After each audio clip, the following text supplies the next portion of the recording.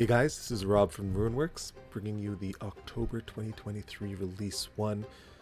This month we are working on the Dwarven Ruins of Grunvyr series, and the scene I'm bringing today is called the Untouched Cave and Connections. It's not the most exciting of scenes, it is more being made just to set up the upcoming scenes, and I can show you that in a bit when I go over another scene I've put together called the Grunvyr map. So this scene itself is 4 levels, as you can see by my layers tool in the top right, top level connections, and then 3 levels of the Untouched Cave. So this first level connects mostly to the Great Hall.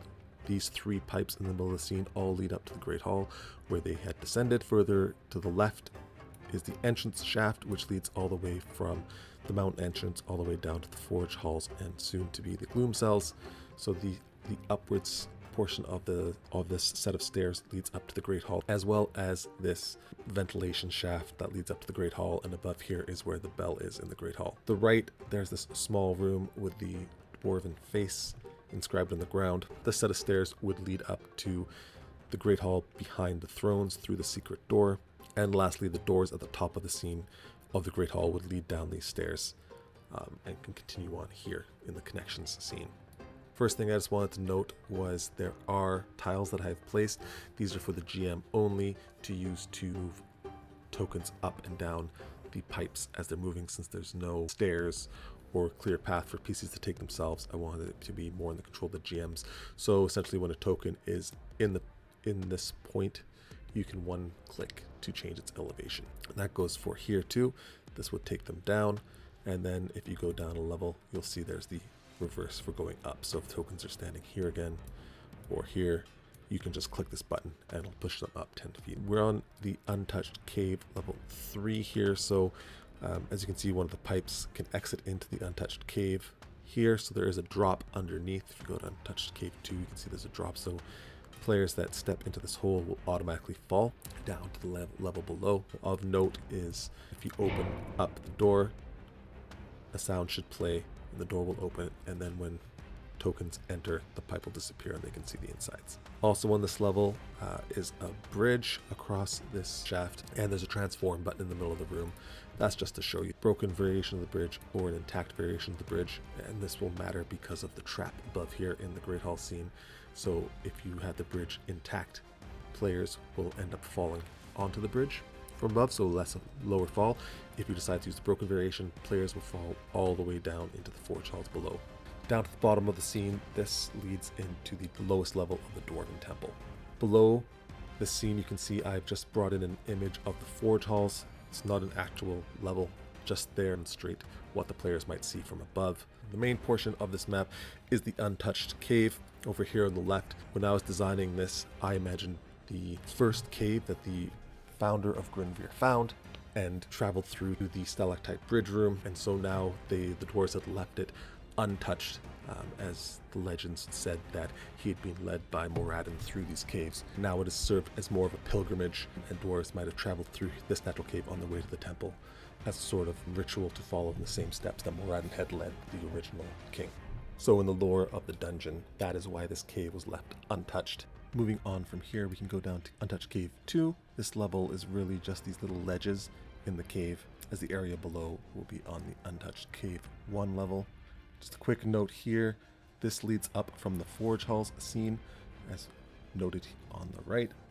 These images at the bottom of the scene I've just imported from the Forge Hall scenes just for their visuals, so when tokens are using the levels above, they can look down and kind of see into the Forge Halls. And then lastly, the Untouched Cave 1 is just the bottom of the cave. What I've done here is I have put in a bunch of these levels drops, so players will automatically drop if they step off the edge of the cliffs and drop down into the level below. The other thing I've experimented with here today is you can see that here is actually the level above on these little cliff tops. And what I've done is I've put reverse windows on them, so when you get close, you can't see the top of them anymore. So it's kind of like you standing beside a balcony. When you're further away, you can kind of see what's on top, but when you're right beside it, you can't see what is on top of it. So that's why I put those one-way walls there. So as I was recording this, I realized that some of these drops were not configured properly, so I'll have those fixed for the next release. So that's pretty much the Untouched Caves and Connection scenes. Like I said, there wasn't a ton to it. It's kind of a necessary scene for me to complete before I move on to the next sets of scenes, just to make sure everything's aligned and fitting together properly. So what I also did to help me in that process of fitting everything together was I created this scene, the Grunvyr map. Now this is where I've combined all the maps I have made for the Grunvyr series so far. I've put all the different levels onto different layers of the levels tool. So here we can see the mountain entrance scene all the way down to the Forge Hall's smelter scene.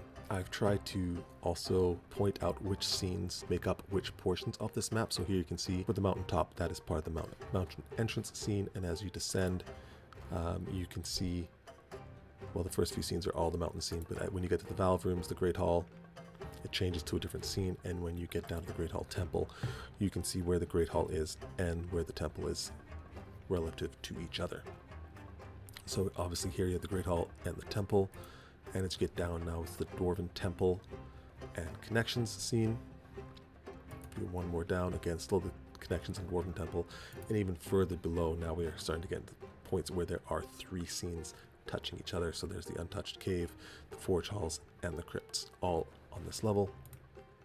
And as you go further down, hopefully it makes sense to you how these are now connected. Now you can see here the Crypts and the Forge Halls connect through these pipes in this passage.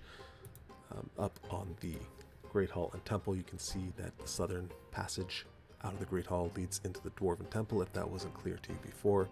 And I think it really helps you visualize how all these pieces, all these disparate scenes that I have created kind of link together to form one greater adventure area. Hopefully it'll be useful to you. If there's anything you'd like to see to upgrade this overall map, let me know. Up here to the top right will probably be where the vault and royal chambers will go, and over here is going to be the stalactite bridge, stalactite basin, as well as the Grunvyr living halls. Yeah, so that's the overall Grunvyr map. I know a bunch of you have been asking for that, so I hope you guys find this helpful. And then lastly, because I know the Untouched Cave and Connections scene was not the most exciting, I also cut out the Untouched Cave portion of that map and made it into its own distinct scene. I thought this might be useful because I often put in exits to caves or further exploration possibilities in some of my maps, and you could use this for one of those. There's an exit on cave level 3, which can be opened or closed just via the toggle. You can open or close it. All the walls will update, of course. Caves level 2, I just have some drops put in from the higher level, and then caves number 1, I again have the drawing levels drops, so if anybody steps over the edge, they'll automatically fall off. And I've also configured the exit here. You can just click the little toggle button to hide it.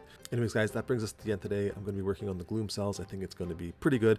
I've already started mapping it out this morning, and I guess I'll see you at the end of the month. Thanks, everyone. Bye for now.